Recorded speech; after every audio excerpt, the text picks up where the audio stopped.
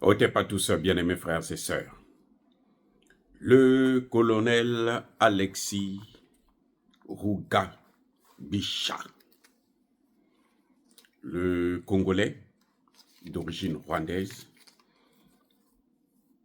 a été vengé. Il a été vengé aujourd'hui. En fait, ce colonel a été injustement accusé que c'est lui qui avait fait tomber Minova et les environs. Mais, pourtant, c'était faux, archi faux. La personne que vous avez vue dans les vidéos qui circulent, ce major congolais d'origine, de père, de mère, de grand-père, grand-mère, de toute la lignée, travaillait pour Paul Kagame. Il a même avalé, pour ne pas donner les informations à l'armée congolaise et au Wazalendo, il a avalé la carte SIM. Mais ne vous inquiétez pas, on l'a opéré pour sortir la carte SIM. Bref, on avait accusé injustement ce colonel. Et il est tombé, l'arme à la main, au combat, pour récupérer Minova. Et les Rwandais avaient mis sa tête à prix. Ils ont pu le descendre malheureusement. Mais nous nous souhaitons un beau repos éternel, paix à son âme, parce qu'il a été un bon soldat en fait. Il a été vengé pourquoi? En fait, il a été vengé parce que il est tombé dans la poussée, la montée en puissance de l'armée congolaise et des Wazalendo vers Minova. Et aujourd'hui, 4 février 2025, Minova a été récupéré. Et pour l'armée rwandaise, ça a été un carnage. C'est ce que vous n'allez jamais entendre sur TV5 Monde, sur RFI, sur France 24 et les autres. Ça a été un carnage. Les amis, ça n'a pas été la rigolade. Les forces Wazalendo ont délogé tous ces soldats rwandais qui y campaient depuis quelques semaines et ils n'ont laissé aucun survivant parmi ces forces rwandaises. Parce que maintenant, ils disent qu'on n'a plus de prison et on n'a pas besoin des prisonniers. Et nous devons venger les nôtres qu'ils ont fait tomber à Goma. Bien que Goma n'ait pas tombé, mais ils ont quand même massacré beaucoup de soldats congolais. Donc, aujourd'hui, c'était la fête. Et c'est pas tout. C'est pas tout. Nous revenons aux nouvelles du front cette fois-ci. Les Rwandais ont envoyé un renfort.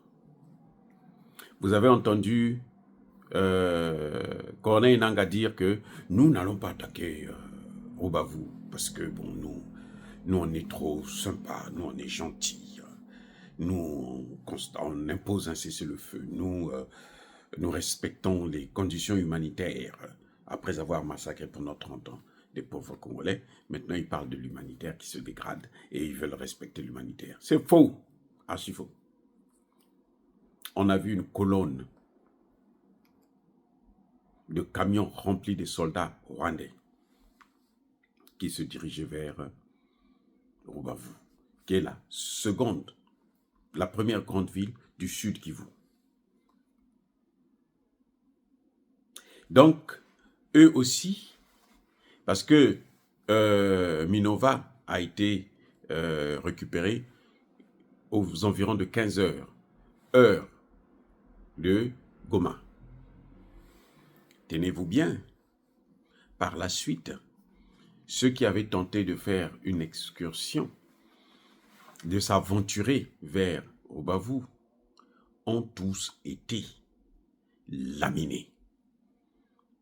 Ils n'ont pas fait de quartier. Les soldats FARDC et les Wazalendo.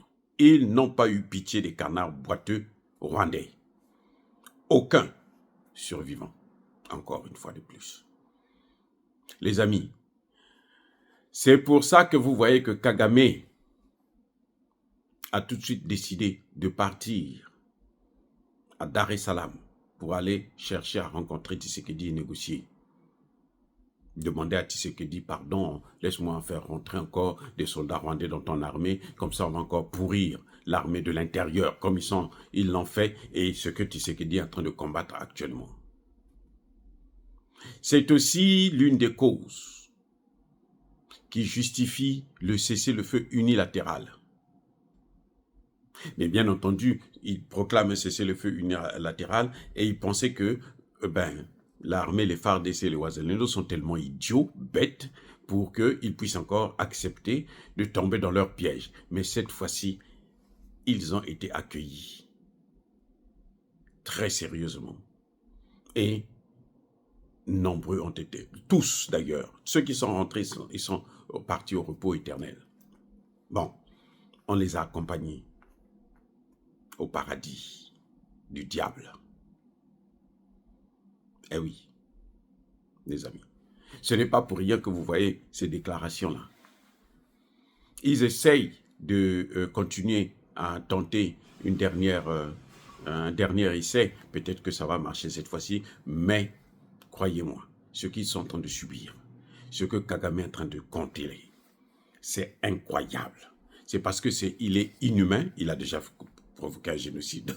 Donc, voyez, il ne peut pas se fier, avoir peur de massacrer, même si c'est tous les Rwandais, les soldats rwandais, c'est pas son problème. Surtout que, ceux qui l'utilisent, ces maîtres, c'est jusqu'au boutiste, jusqu'au dernier Rwandais. Ils le font, ils sont en train de le montrer en Ukraine. Quand tu signes le contrat avec le diable, c'est fini, c'est jusqu'à la fin. Oh les amis, en tout cas, pour moi, c'est une vengeance pour la mort du colonel Rugabishi, Bisha plutôt. C'est une vengeance. Et c'est le meilleur cadeau qu'on peut donner à sa famille. Même si nous demandons au gouvernement congolais de s'occuper de lui, de sa famille, mais en tout cas, le meilleur cadeau, c'est le fait que la ville pour laquelle il est tombé a été récupérée par ceux qui sont restés. Ils n'ont pas baissé les bras. Soyez bénis, les amis, soyez abondamment bénis par le Dieu des Kémites et par nos ancêtres angélisés. Mais que tous ceux qui persécutent le continent africain le pillent et le déstabilisent, qu'ils soient noirs, blancs, chinois, arabes, juifs, indiens ou qui qu'ils soient punis, maudits, foudroyés, neutralisés, écrasés, effacés par le Dieu des Kémites et par nos ancêtres angélisés. Vive l'Afrique éternelle, j'ai dit et j'assume.